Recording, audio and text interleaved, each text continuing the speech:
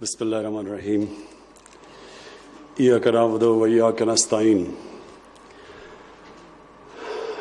جناب امین اسلم، آپ کو، زرتاج گل آپ کو، اور ساری جو ہماری کلائمیٹ چینج کی منسٹری ہے، میں آج آپ سب کو خراج تحسین پیش کرنا چاہتا ہوں کہ آپ نے پہلے تو یہ سوچا اس کمپٹیشن کا، یہ شہروں کے اندر کمپٹیشن، اور پھر جب شہروں کے اندر کمپٹیشن تو اس کا مطلب جو شہروں کے ایڈمنسٹریٹرز تھے، ڈپٹی کمشنرز، ان کے اندر کمپٹیشن، اور پھر آپ نے ہمارے ملک کی جو سب سے بڑا اثاثہ ہے، ہماری یوتھ، جن میں والنٹیرزم کا جذبہ ہے، میرے سے زیادہ کوئی اس چیز کو نہیں جانتا کہ پاکستان میں کتنا جذبہ ہے خیرات دینے کا، والنٹیئر کا، اپنا ٹائم دینے کا، کام کرنے کا ملک کے لیے۔ ہم ایک بڑے خوش قسمت قوم ہیں، اور ہمیں اپنی خود طاقت کا بھی نہیں پتہ، کیونکہ ہم اللہ میں ماننے والے ہیں۔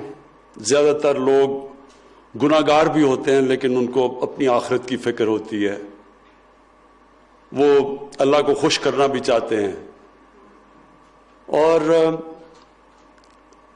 ایسے جب لوگ ہوتے ہیں تو ان کے اندر ایک وہ چیز ہوتی ہے جو کہ بالکل بڑے کم لوگوں میں نے دیکھا ہے، جو اللہ میں نہیں مانتے، ان میں نہیں ہوتی وہ، کیونکہ آخرت کی فکر ہوتی ہے۔ تو ہم سارا وقت سوچتے ہیں، سیلفش زندگی جب گزاریں تو کہیں ذہن میں آتا ہے کہ ہمیں کچھ نہ کچھ اللہ کو خوش کرنے کے لیے کرنا چاہیے، اور مجھے اس چیز کا کبھی اندازہ نہ ہوتا اگر میں شوکت خانم کے لیے پیسے اکٹھے کرنے میں پبلک میں نہ نکلتا۔ جب میں پبلک میں نکلا تو تب مجھے اندازہ ہوا کہ وہ لوگ جن کے پاس کچھ بھی نہیں تھے پیسے، وہ بھی شرکت کرنا چاہتے تھے۔ ایک کینسر ہاسپٹل ایک بن رہا تھا لاہور میں، لیکن سارے پاکستان میں لوگوں نے شرکت کی اس میں، اور عام لوگوں کی میں بات کر رہا ہوں، چھابڑی والا، جو چائے بنانے والا ہے، وہ گاڑی میں ڈرائیور، رکشہ ڈرائیور، یہ سب نے اپنی حیثیت کے مطابق شرکت کی۔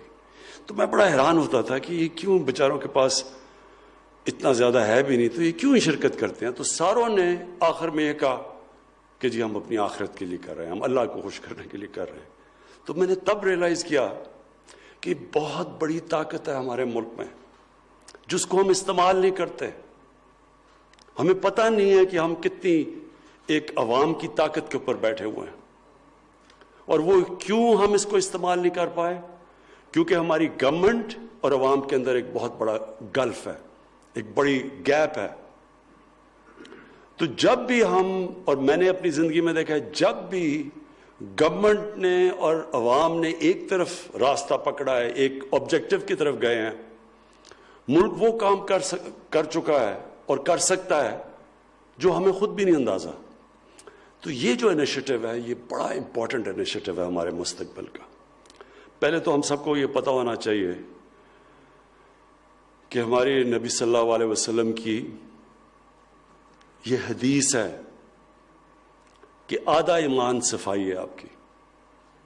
میں جب کتاب پڑھ رہا تھا، کتابیں میں نے پڑھی کہ جب کروسیڈرز، جب پہلی دفعہ ان کا ٹاکرا ہوا مسلمانوں سے، آج سے 1000 سال پہلے، تو ان کے میں اکاؤنٹس پڑھ رہا تھا۔ تو وہ جو مسلمان تھے تب کے، وہ جب ان کو دیکھتے تھے، وہ جو یورپینز، جب یہ جو کروسیڈ کرنے آئے تھے یورپ سے، تو وہ کہتے تھے کس طرح کے جنگلی لوگ ہیں، کہتے تھے نہاتے نہیں ہیں، یہ صاف لوگ نہیں ہیں۔ اور وہ دوسری طرف کہتے تھے کہ یا پہلی دفعہ انہوں نے حمام دیکھے جدھر لوگ نہاتے تھے، صفائی تھی۔ تو بڑا کانٹراسٹ تھا دو سیولائزیشنز کے بیچ میں، کہ صفائی تھی، صاف ستھرے لوگ تھے، اور ان کے مقابلے میں وہ جنگلی ان کو کہتے تھے۔ لیکن بدقسمتی سے آج اگر آپ یورپ میں جائیں، اور تو چھوڑیں سوئٹزرلینڈ میں جائیں، جرمنی میں جائیں، تو آپ حیران ہو جائیں گے کہ انہوں نے کس طرح اپنے ملکوں کو صاف ستھرا رکھا ہوا ہے۔ اور اللہ نے ہمیں وہ ملک دیا ہے. میں بار بار اپنے لوگوں کو کہتا ہوں، کیونکہ ہمارے زیادہ تر لوگ جو حکمران رہے ہیں ان کو پتہ ہی نہیں ہے پاکستان کا. کسی نے پاکستان ایسے نہیں دیکھا جو میں نے دیکھا. کوئی پاکستان کا حصہ نہیں ہے جس میں میں نہیں گیا. سارا بلوچستان سے لے کے کونوں میں، سارا سندھ، اندرون سندھ، گاؤں، پنجاب، ناردرن ایریاز، قبائلی علاقہ، یہ سب میں پھرا ہوں. میں آپ کو یقین دلاتا ہوں کہ شاید ہی اللہ نے کسی ملک میں اتنی نعمتیں اپنی بخشی ہیں جو پاکستان کو اس نے بخشی ہیں. ہم نے ان نعمتوں کی قدر نہیں کی اب تک. میں نے اپنی آنکھوں کے سامنے پاکستان کے جنگلات تباہ ہوتے دیکھے. ہم نے اپنی زندگی میں دیکھا ہے کہ جو پشاور تھا اس کو کہتے تھے سٹی آف گارڈنز. پشاور کے اندر ہم نے تباہی دیکھی آہستہ، ان پلانڈ سیٹلمنٹ، درخت اڑتے دیکھے ہیں. لاہور، میں تو لاہور میں بڑا ہوا ہوں. لاہور کے اندر یعنی ایسی صاف شہر تھا لاہور. ہم تو جدھر زمان پاک میں رہتے تھے وہ تو ایسے تھا کوئی دیہات تھی. ہم تو وہاں بڑے کھیتوں میں آرام سے، بلکہ جب مال روڈ سے H S N college cross کرتے تھے ٹیمپریچر ڈراپ ہو جاتا تھا کیونکہ وہاں ساری ہریالہ تھا. پانی نلکے کا پانی میٹھا تھا، اور پشاور کا پانی تو لوگ منرل واٹر سمجھ کے سارے پاکستان میں پیتے تھے، ایسا صاف پانی تھا. تو یہ جو تباہی آئی ہے یہ ہم نے اللہ کی نعمتوں کی قدر نہ کر کے ہم آج یہاں پہنچے. لیکن اللہ نے انسانوں کو اتنی قوت دی ہے، جو انسان کی جو ول ہے، جب ایک انسان فیصلہ کر لیتا ہے تو انسان کچھ بھی کر سکتا ہے. لیکن سب سے پہلے وہ ارادہ کرتا ہے، وہ مینٹلی سوچتا ہے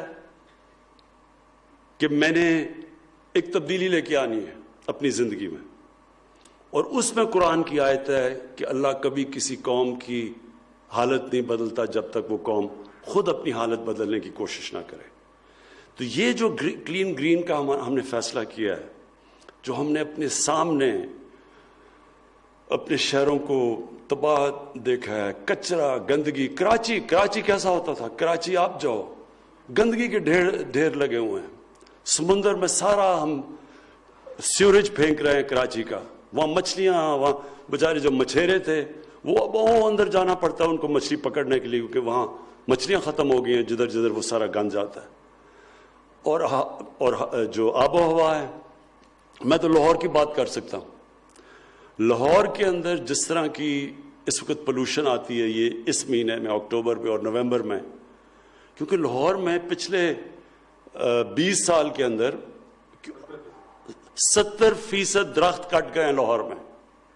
صرف آپ گوگل کر لیں کہ 20 سال پہلے لاہور کیا تھا اور اب دیکھیں تو 70% وہاں کا گرین کور ختم کر دیا ہے.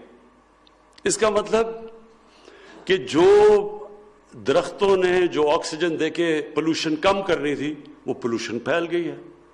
اور پولوشن کا یہ حال ہے کہ لاہور کے اندر جو لیولز ہیں پولوشن کے، اب وہ دنیا میں جو خطرہ کہتے ہیں نا کہ جدھر انسان کی صحت کو خطرہ ہوتا ہے، اس سے کئی زیادہ لیول اوپر چلے جاتے ہیں یہ مہینہ اکتوبر، نومبر اور دسمبر. اور مجھے خوف کیا ہے کہ ہم نے اور اللہ کے کرم سے اچھی پالیسیز بھی بنائی، قوم نے بھی مل کے کیا. جو پاکستان نے کرونا کا جس طرح ہم نے مقابلہ کیا اور جس طرح کرونا کے لیے ہم نے پالیسیز بنائی، آج دنیا اکنالج کرتی ہے کہ پاکستان سے سیکھو. ورلڈ ہیلتھ آرگنائزیشن کہتی ہے کہ پاکستان ان 4 ملک میں ہیں جنہوں نے سب سے بہترین فیصلے کیے کرونا سے اپنی قوم کو نکالنے کے لیے، کہ اپنے لوگوں کو معاشی تباہی سے بھی بچا لیا. معاشی تباہی تو ساری دنیا میں آئی ہے کرونا کی وجہ سے، لیکن پاکستان نے اس کے سب سے برے اثرات سے بھی بچا لیا بنسبت ہندوستان، جدھر سب سے زیادہ تباہی آئی ہے ان کی معاشیت کو، اور اپنے لوگوں کو جانیں بھی بچا لی کرونا سے. لیکن مجھے ڈر یہ ہے کہ ان 2 مہینے میں، یہ جو اکتوبر کا اور نومبر کا مہینہ ہے، اس میں جو پولوشن ہے، وہاں جس لیول کی اب پولوشن ہوتی ہے اور اس کی وجہ سے ویسی وائرسز پھیل جاتی ہیں لاہور میں، تو ہمیں خوف یہ ہے کہ اب یہ اس وقت وہ شہر جدھر پولوشن زیادہ، مثلا فیصل آباد ہے، لاہور ہے، کراچی ہے، پشاور ہے، گجرانوالہ ہے، جدھر زیادہ پولوشن لیولز ہیں، اور جدھر پولوشن جب سردیوں میں پولوشن زیادہ ہوتی ہے اور ٹھنڈ ہوتی ہے تو وہ اوپر بیٹھ جاتی ہے شہر کے، اس سے ویسے وائرسز پھیل جاتی ہیں. تو ہمیں یہ خوف ہے کہ یہ کرونا پھر سے نہ سیکنڈ سپائک نہ آ جائے. تھوڑے کیسز بڑھ رہے ہیں لیکن ہمیں خوف ہے کہ زیادہ تیزی سے نہ بڑھے، جس کو مانیٹر کر رہے ہیں ہم. کہنے کا میرا مطلب یہ ہے کہ یہ ہے ٹائم قوم موبلائز ہو. جس طرح یہ جو والنٹیئرز ابھی آپ نے دیکھے، میں آپ کو خاص خراج تحسین پیش کرتا ہوں اور اپنے ڈپٹی کمشنرز کو بھی، کہ یہ ہے ٹائم کہ قوم اور گورنمنٹ مل کے اپنے بچوں کی، اپنے آنے والی نسلوں کی، ان کے مستقبل کو بچائے. ریفارسٹیشن کی ضرورت ہے پاکستان میں. ہم نے تباہ کر دیے اپنے جنگل. میں نے اپنی آنکھوں کے سامنے بڑے بڑے جنگلات تھے. میں خود بچپن میں جاتا تھا چھانگا مانگا، کندیا میاں والی میں اتنا بڑا جنگل ہوتا تھا. ہم نے اپنی آنکھوں میں یہ سارے ناردرن ایریاز میں جب شروع میں یہ جب ابھی کارکرم ہائی وے بھی نہیں بنی تھی، جب میں گلگت ادھر ان علاقوں میں گیا، جس طرح ہم نے اپنے جنگلات کی تباہی کی ہے، اس کا آخر میں نقصان اٹھانا پڑتا ہے ہماری آنے والی نسلوں کو. اس لیے ایک تو ہمارا 10 ارب درخت کی جو ہمارے ایک بہت ایمبیشس جو ہمارا ٹارگٹ ہے، ایک تو وہ ہے. دوسرا اپنے شہروں کو صاف کرنا.